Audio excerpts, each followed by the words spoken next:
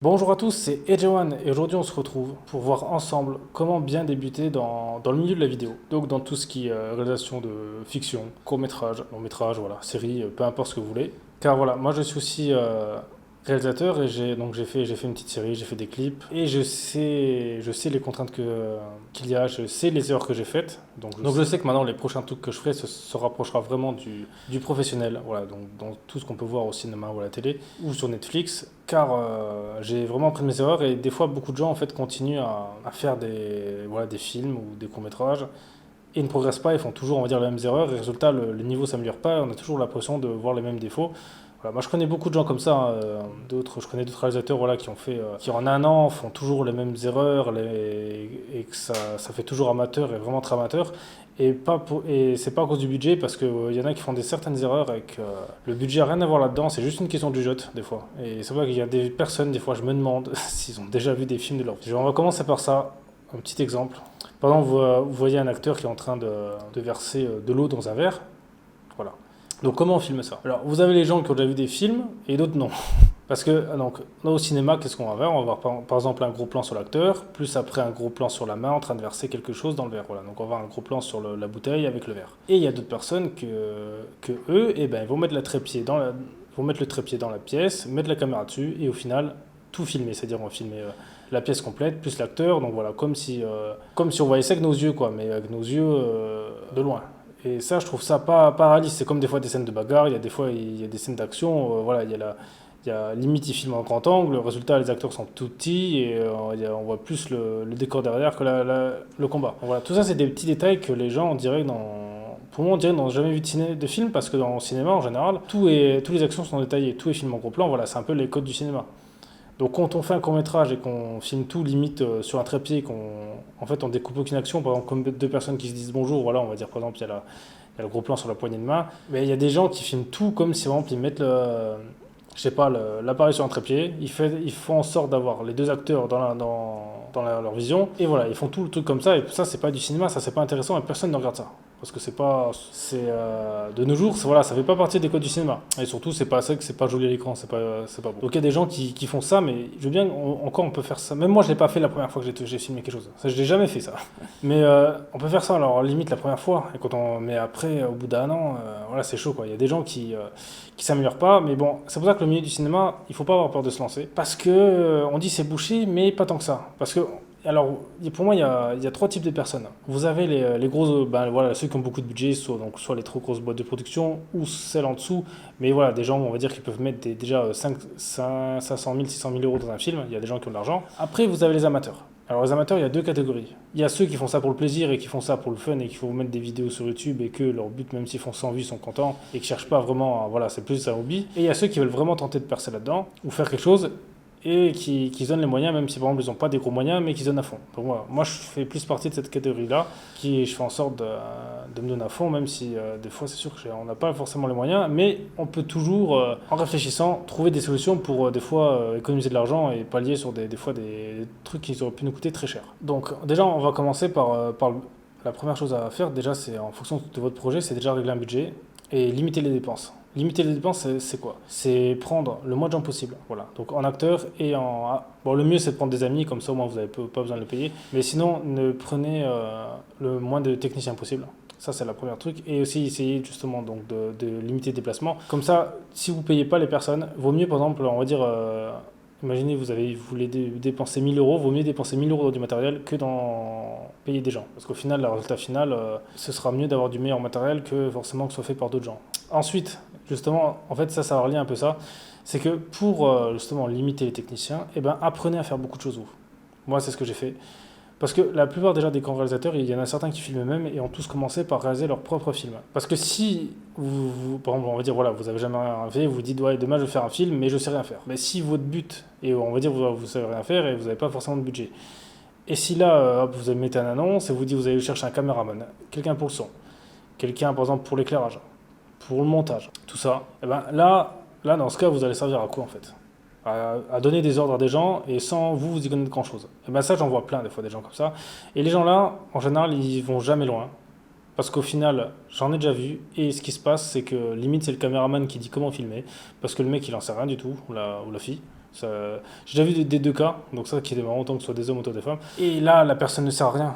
Et les gens, des fois, s'autoproclament réalisateurs alors qu'ils n'ont rien fait du tout, ils y connaissent rien du tout, et ça va pas. Là, si vous faites ça, vous irez pas loin, et je pense que les personnes qui font ça, c'est des gens qui sont pas motivés, parce que quand on est motivé, eh ben, on apprend à faire des choses. Vous voyez, par exemple, moi, j'ai appris à filmer, j'ai appris à comment faire des effets spéciaux, j'ai appris à l'éclairage. Bon, j'ai appris vite fait le son. Bon, le son, je suis pas trop un spécialiste, mais voilà. Essayez juste d'en toucher un petit peu à tout, histoire de, même si vous déléguez par exemple des tâches, par exemple, on va dire vous déléguez le son, eh ben, au moins, vous allez pouvoir écouter ce que la personne a fait, et si ça vous convient ou pas.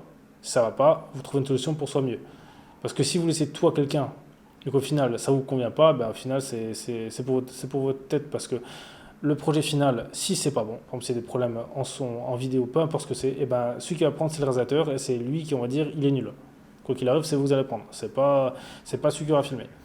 Donc filmer, ça vous pouvez apprendre à filmer, c'est vraiment pas super compliqué. Voilà, de nos jours les appareils sont bien assistés, peu importe même les grosses caméras qui valent très cher sont quand même assez ça va, je veux dire, vous pouvez apprendre tout seul, pas besoin de faire des écoles de cinéma, voilà, vous pouvez vraiment apprendre tout seul. Si pour découper les plans, ça aussi vous pouvez apprendre, commencer avec un téléphone, par exemple, si vous avez peur de. Par exemple, pour découper une scène, par exemple, comme je vous ai dit, par exemple, un bonjour, hop, plan sur chacun des acteurs, plus gros plan, par exemple, de la poignée de main. Voilà, ça vous pouvez vous améliorer, vous entraîner avec un téléphone. Et le montage, ça, le montage aussi, vous pouvez le faire vous-même. Ça va, je veux dire, il y a beaucoup de tutos sur internet. Même moi, j'ai une chaîne de tutos, voilà, c'est vraiment pas compliqué. Vous pouvez apprendre, c'est pas sorcier. Le montage simple sur Premiere, c'est vraiment pas sorcier. Ou même, non, vous avez même en gratuit, vous avez DaVinci Resolve. Voilà, donc vous avez pas d'excuses, c'est pas compliqué, voilà, pas forcément, si vous faites du Full HD, pas forcément besoin d'avoir un PC super puissant. Donc voilà, ça c'est la base. Ensuite, la caméra. Donc la caméra, en fait, ça va dépendre de ce que vous voulez. Si vous voulez faire quelque chose qui n'a pas d'effet spéciaux, je vous conseille d'avoir une très bonne caméra pour compenser les images. Parce que des fois, si vous n'avez pas une super belle qualité d'image, par exemple, vous pouvez des fois compenser un peu la qualité de la vidéo par des beaux effets spéciaux. Les gens pourront peut-être subjuguer par ça que forcément la qualité d'image. Parce que l'image, on va dire, c'est vrai que beaucoup de gens disent le son est plus important, mais de nos jours, les images sont tellement de plus en plus belles qu'il faut quand même, on ne dit pas de réaliser avec le cinéma, mais il faut quand même un minimum, on va dire. Ce que je déconseille, moi, c'est de filmer au téléphone. À part pour vous entraîner. Alors le téléphone, ça peut être bien pour filmer des scènes pour s'entraîner, mais pas pour un résultat, un projet final. Parce que le problème du téléphone, c'est ok, bon, il y en a qui font de très belles images, mais le problème du téléphone, c'est qu'on ne peut pas vraiment faire de flou d'arrière-plan. Et les objectifs qu'on peut rajouter sur le téléphone, pour moi, c'est pas forcément quelque chose qui est top. Donc vaut mieux acheter un appareil photo. Au moins, ce sera moins cher. Conseillez plus acheter une grosse caméra. Mais prenez quoi qu'il arrive, achetez pas non plus un caméscope. Achetez quelque chose, un appareil avec objectif interchangeable. Si vous n'achetez pas ça, vous n'allez pas avoir un bon résultat. Achetez donc voilà, soit appareil photo, soit une grosse caméra RED par exemple qui sont abordables. En aucun cas, ça peut être voilà. Mais c'est ça vraiment qui va faire c'est là que vous pourrez faire vraiment des choses sympas. Par exemple, hop, ça devient par exemple la nuit, hop, sur une ville dans la nuit avec les phares des voitures, ça fait un joli bokeh. Vous remettez net. Voilà, des petits trucs comme ça, c'est des petits trucs. C'est pas grand chose, mais avec le téléphone on ne pourra pas le faire ça. Ou si, mais compliqué. Donc appareil photo, pour moi c'est un peu la base.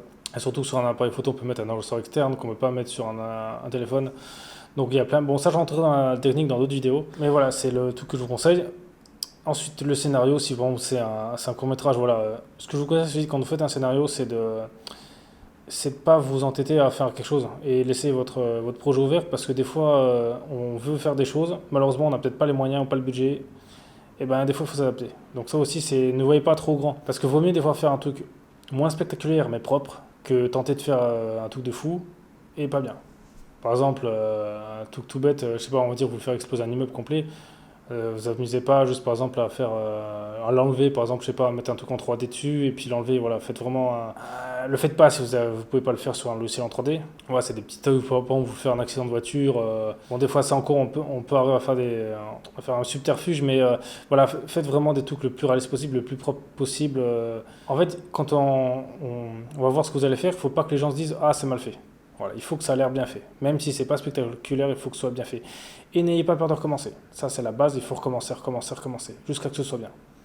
C'est quelque chose que par exemple, le premier épisode que j'ai fait, c'est quelque chose que j'aurais dû refaire. On l'a pas refait. Mais pour la suite, on l'a refait. C'est pour ça qu'il y a encore des trucs qui allaient pas, mais c'était par manque de budget plutôt. Mais c'est pour ça, recommencer. Peu importe le temps que ça va vous prendre, mais recommencer. Même si c'est dehors, il fait froid, vous avez tout rangé le matériel, il faut tout ressortir. Refaites-le parce qu'au final, Les gens, ils n'auront pas de pitié pour vous quand ils vont voir ce que vous allez faire. Ils vont pas dire ah bah ils vont pas dire ah bah non bah, c'est pas grave, il était dans des mauvaises conditions. Ils vont dire ah c'est mal fait, c'est nul. Voilà, ils vont dire disliker ou critiquer. Les gens ne vont pas quand ils vont regarder ce que vous allez faire, ils vont pas prendre en compte. C'est-à-dire qu'ils vont vous juger au même niveau que ce que ceux qui ont beaucoup de budget vont faire. Ils vont pas vous dire ah bah c'est un amateur, on va être tranquille. C'est ça que, surtout bon, si vous faites un festival ou des choses comme ça, c'est pour ça qu'il faut vraiment faire la chose le mieux possible parce que les gens ils seront pas indulgents. Les gens sont vraiment très critiques et ça qui est un peu dommage, c'est que des fois hop, on sait qu'on fait des erreurs et ben on sait très bien que les gens vont nous tomber dessus. Alors que par exemple moi mes erreurs je sais ce que je fais quand on me critique par exemple, je sais déjà avant les erreurs que j'ai fait avant qu'on me les dise. Donc c'est pour ça recommencer. Et aussi, ne vous pressez pas par le temps, ne vous dites pas, bon, il faut que ce soit fini le plus vite possible. Prenez vraiment le temps qu'il faut, à moins que, voilà, les seuls gens, on va dire, qu'on est contraints de temps, normalement, c'est quand on a une grosse société derrière qui veut nous acheter nos films, ce qu'on fait, et qu'on a une date butoir, mais sinon, non, prenez vraiment le temps, tant pis le temps que ça prend, le but c'est que ce soit le mieux possible. Voilà, après, si vous faites des clips, l'avantage d'un clip, c'est qu'il n'y aura pas besoin de son. Donc ce sera déjà plus simple. Si vous pouvez commencer par ça, c'est peut-être plus simple. Ou sinon, voilà, commencez direct dans le court-métrage. Hein. Franchement, si vous voulez, attaquer direct, comme ça vous serez dans le bain, vous verrez toutes vos erreurs directement. De toute façon, si vous arrivez à vous auto-juger, à voir ce que vous faites de pas bien, vous progressez. Si quand vous faites un truc, vous dites c'est parfait, vous voyez pas les erreurs que vous faites, là, vous irez pas loin, je pense. Il faut arriver à vous juger. Et pour vous juger, c'est très simple. Prenez votre vidéo et prenez une vidéo de quelqu'un d'autre qui fait quelque chose de similaire à vous, c'est-à-dire dans le même univers. Par exemple, si vous faites un truc d'effets spéciaux, prenez quelqu'un qui a fait le truc et des effets spéciaux. Si vous faites une comédie romantique, prenez d'autres vidéos avec des comédies romantiques, voilà, et regardez qu'est-ce qui va pas comparer à vous. Alors, prenez peut-être pas par exemple des gros films en exemple, parce que c'est vrai que des fois le budget peut, voilà, vous voyez pour Transformers, c'est sûr que vous n'allez pas arriver demain tout seul à créer des robots et à faire un truc si bien fait tout seul, c'est vraiment compliqué, quoi. Mais essayez par exemple de voir comment c'est filmé ou des petites choses comme ça. Le son, je vous ferai des vidéos de toute façon, sur chaque truc technique parce que vous voyez qu'il y a beaucoup de choses à apprendre et que c'est pas évident.